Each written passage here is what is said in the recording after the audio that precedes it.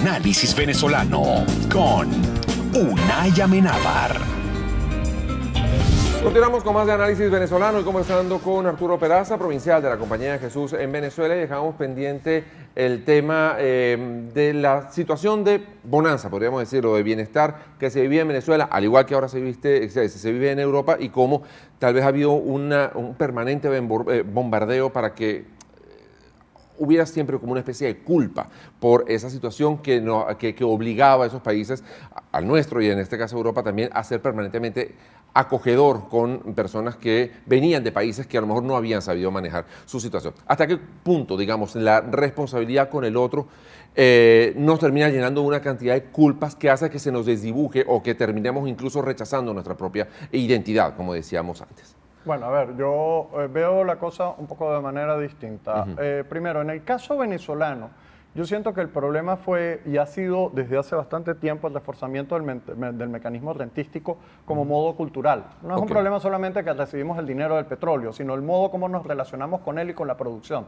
El punto fundamental tiene que ver con que los venezolanos pensamos que la riqueza viene no del trabajo, sino de saberme conectar bien y del producto del petróleo. Fundamentalmente aquí hay un gran pozo de dinero aquí abajo y lo que hay que hacer es extraerlo y vamos a tener dinero por siempre jamás. Y bueno, al Estado lo que le corresponde es repartir. Y por tanto toda la política consiste en un mecanismo de repartición. Y estamos eligiendo supuestamente aquel que mejor va a repartir la gran cantidad de dinero que hay aquí abajo que a mí me toca por derecho.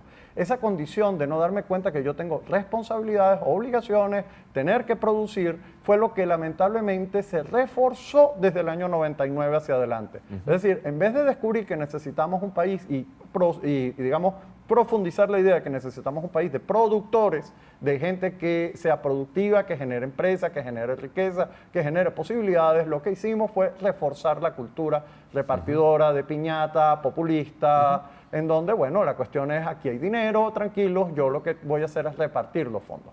E incluso me pregunto, ¿la oposición realmente está proponiendo una alternativa o lo que está diciendo es que ellos pueden repartir mejor que los otros? Porque si seguimos en este mecanismo por el cual yo puedo repartir mejor que aquel, en el fondo no superamos las causas del problema venezolano. Un discurso como el de Churchill en la Segunda Guerra Mundial, de aquí lo que viene es sangre, sudor y lágrimas, es inviable en Venezuela. Pero además, esa es la única verdad en Venezuela. Del 2016 y de lo que uno sabe, esa es la única verdad en Venezuela. Pero nadie se atreve a decirlo. Sí. O sea, tú no ves una campaña ni de la oposición ni del chavismo diciendo, señores, lo que yo les propongo es trabajo, sudor. Bueno, no digamos sangre porque además que no ya hemos tenido demasiada. Aquí tenemos bastante.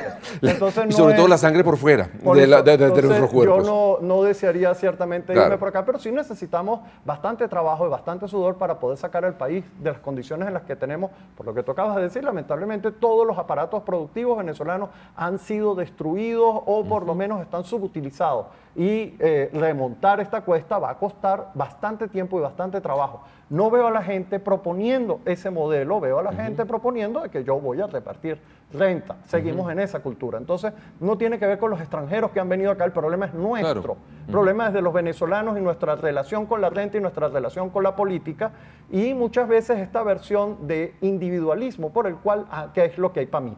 Y no qué es lo que yo puedo hacer por mi país, utilizando de nuevo otra frase famosa en la política, en este caso norteamericana, ¿no? Fíjate que hay incluso todo un discurso de un tiempo para acá donde cualquier persona que sea independiente del Estado, que pueda no depender del Estado, de no ser una carga para el Estado, donde, por ejemplo, pues no sé, una persona que pague el colegio de sus hijos, que pague la educación de manera privada para no ser una carga para el Estado, termina siendo mal visto, termina siendo señalado, termina siendo acusado, porque se pretende que todos dependamos cada vez más del Estado, posiblemente con la pretensión de hacer al Estado cada vez más fuerte.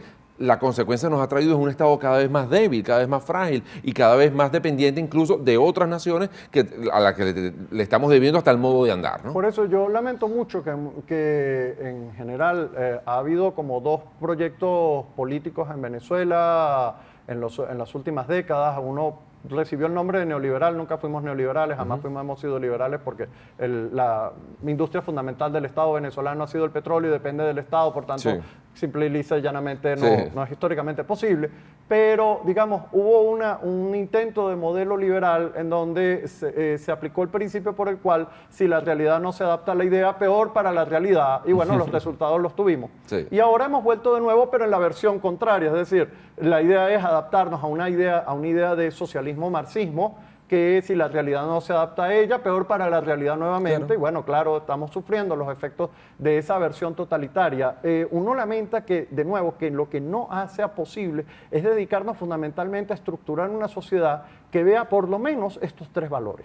Productividad, que me parece que es lo fundamental frente al rentismo. Segundo, civilidad, ciudadanía, que significa derechos humanos, significa tolerancia, significa democracia, frente a estos mecanismos de intolerancia, enfrentamiento y violencia. Y tercero, una estructura de solidaridad que se enfrenta al individualismo, por lo cual lo público es importante. Claro. Y lo público no es el Estado, lo público es lo de todos. Lo público es que yo superviso que efectivamente las cosas se tienen que hacer y que mi barrio funciona, que mi comunidad funciona, que efectivamente la basura se recoge, etcétera. O sea, que hay una cantidad de cosas que tienen que ver con lo público y lo colectivo. Que un parque es de todos, que yo no tengo que apropiarme de las cosas Claro. del parque, etcétera. Y todo un tema aquí que necesitamos trabajar los venezolanos como identidad propia de ciudadanía. Y yo tendría que decir, claro que una identidad clara del venezolano en otro tiempo, pero lamentablemente esta se ha ido desdibujando. Y se ha ido desdibujando en este modelo de Nuevos Ricos, que ha tenido sus versiones distintas. Claro. Pero en el fondo en donde yo simplemente vegeto en una renta petrolera y no construyo. No se puede hacer identidad si no es construida desde la base del trabajo y la productividad. La situación europea me parece que es relativamente distinta. Yo tengo la sensación que Europa está en búsqueda de una identidad. En búsqueda de una identidad que afirme el tema de la libertad y cómo verse con su historia de cristianismo y del conjunto de valores que históricamente ha venido trayendo Europa. Efectivamente, tú dices, ha entrado un grupo de gente de otras culturas bastante amplio por esta noción de pluriculturalidad que exhiben los estados europeos y especialmente están enfrentando el tema de cómo resarcir la historia de la Segunda Guerra Mundial, en donde la xenofobia, ya fuera contra los judíos o contra otros grupos, marcó la historia europea y de alguna otra forma es lo que ellos están tratando de decir. No queremos un camino en donde la xenofobia sea la expresión Claro. de nuestras sociedades.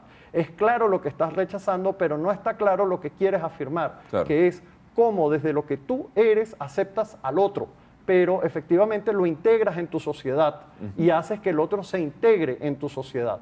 En la medida en que no se dan los procesos de integración, sino que se mantienen pequeñas islas en donde tú tienes gente de culturas diversas que no se integran a tu sociedad, entonces corres el Generas peligro. problemas. Eres un hombre muy joven, ¿eres optimista con relación al futuro de Venezuela? ¿Crees que, por ejemplo, en este proceso electoral viene un aire nuevo, viene no sé, un cambio hacia una mejor Venezuela? Mira, yo no sé si es con este proceso electoral, a mí no me gusta sacar bolitas de cristal, Ok. veo encuestas como la verán todos los ciudadanos, pero también he aprendido hace bastante tiempo que las encuestas no son votos. Entonces habrá que ver los votos y como bien dijiste tú, son 87 elecciones, son tantos circuitos cuanto hay y Sí. hay que ver qué es lo que va pasando en cada circuito, es un proceso bastante complejo. Para mí el futuro del país no se está jugando solo en estas elecciones, es parte de lo que hay que hacer. Claro. Pero el problema va mucho más largo. Y yo sí, en el fondo, pienso que en Venezuela existen las condiciones para efectivamente seguir hacia adelante. Esa es nuestra apuesta, por lo menos en términos de la Compañía de Jesús. Fe y Alegría sigue formando gente en todos lados. A mí cuando me dicen, bueno, ¿y qué es lo que podemos hacer por Venezuela? Yo digo, miren, tienen una organización tan grande como Fe y Alegría montada en las comunidades populares. Sí. Y que efectivamente estamos logrando caminos de transformación enseñando educación para el trabajo, en donde lo que estamos tratando es de producir personas jóvenes que estén dispuestos a realizarse a través del trabajo, a través del desarrollo de habilidades y cualidades.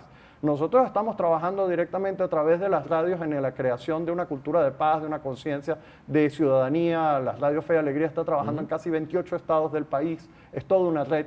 Y es una red hecha justamente para hablar de justicia, de paz y de educación. Están las universidades que efectivamente, como tú dices, no solamente, digamos, forman estudiantes, yo creo que estamos altamente rankeados en toda América Latina. Estamos probando que en medio de una crisis somos capaces de sostener la calidad. Sí. Y en ese esfuerzo es en el que creo yo como camino. Y cuando uno entra, por ejemplo, a lugares, escuelas de fe y alegría, o a la Universidad Católica Andrés Bello, sientes otro país. No sientes un país que se te está cayendo sobre la cabeza y que el techo se te viene encima. Te das cuenta de las dificultades porque son obvias, pero estás viendo un montón de gente que está haciendo un gigantesco esfuerzo por decir, podemos salir adelante. En esa gente creo yo. Muchísimas gracias, Arturo, por habernos dado estos minutos y haber compartido con nosotros tus criterios acerca de lo que es la situación del país y de la situación del mundo en estos tiempos complicados. Y yo soy un gran reivindicador de la palabra crisis. Yo creo que la crisis nos permite avanzar y despertar y sacudirnos y echar para adelante. Muchísimas gracias también a ustedes por habernos acompañado en este análisis venezolano. Será hasta una próxima oportunidad. Nos vemos.